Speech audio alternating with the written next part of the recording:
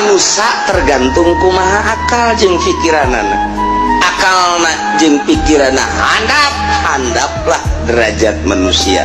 Akalna luhurlah derajat manusia.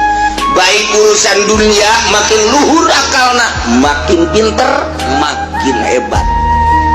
Komo urusan ke akhirat mah makin hebat akalna jeung pikiranana, dibersihan sehingga tertuju ke Gusti Allah.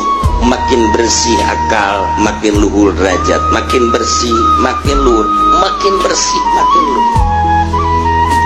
Sebab nu ngahalangan di diri urang eta loba jasa hiji makhluk, dua dunia, tilu nafsu, opat setan.